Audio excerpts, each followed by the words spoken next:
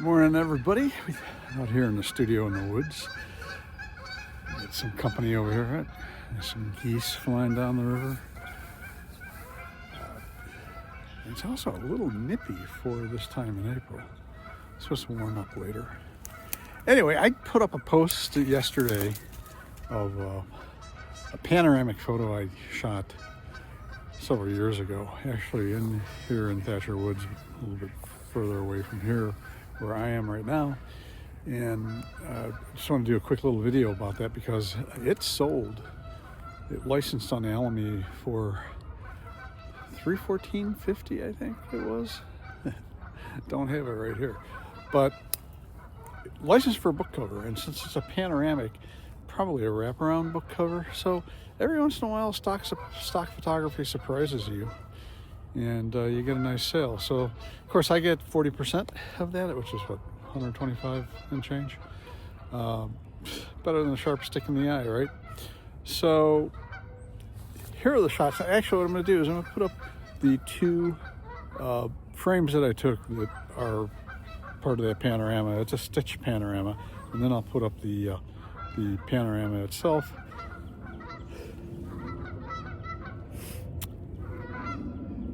So, kind of cool. It's stock photography, you never know. I mean, now, back when I started with Alamy, like in the mid 2000s, I had book cover sales. They were all above $600. But really thinking about it, over 300 isn't too bad. Got a little visit from outgoing plane from O'Hare. We got all kinds of flying things around right now. Well, I'm back home. Shot that actually a couple of days ago. I got busy over the weekend with protest coverage. I had to cover the protest in Oak Park, which was pretty interesting. Got a lot bigger than the number of people who signed on for that, to my understanding. But anyway, after I did that video, I realized that I didn't talk about what I used to take that panorama. So I shot that several years ago. I used the GX85, the Lumix GX85, and 12 to 32 millimeter kit lens, which is a fine lens, quite sharp. So, and it's a two image panorama. Shot them horizontally. I tend to these days actually flip the camera over and shoot panoramas with the camera in portrait orientation. It gives you a larger image when you do that, but that worked just fine. I like doing panoramas. I will sometimes use the sweep panorama feature that is in Lumix cameras like this ZS200, and it's also in the LX100 Mark II that I have, and it's even in the G95. Panasonic does not put the sweep panorama feature into their professional cameras. So the G9 Mark II don't have that. I'm guessing the GH5, GH6, GH7 probably don't have that. And of course, the L-mount cameras probably don't either, although it seems to me be easy to make the S9 do sweep panoramas, but I don't know if it does.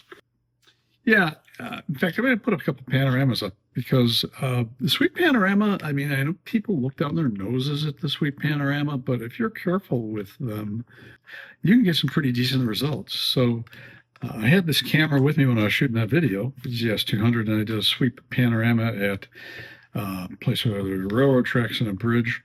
And I also did a sweep panorama with the iPhone 16 Pro, which I'm filming on. I think the panoramas out of the camera, I like them better than the iPhone. The advantage to doing a panorama on the iPhone is that you're not stuck at only wide angle to do them. And on the Lumix point and shoots, you can't use the zoom lever to maybe crop in while you're doing the panorama. It does them at full wide angle no matter what.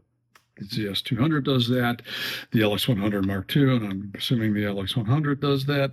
The G95, nice thing about that, sweep panorama, but it's manual zoom on whatever zoom lens you use, so you can actually crop in when you're doing a panorama.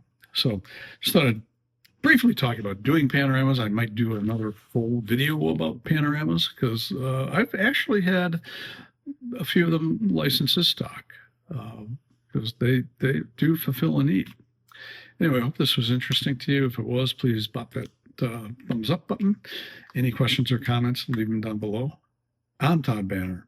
I will see you next time.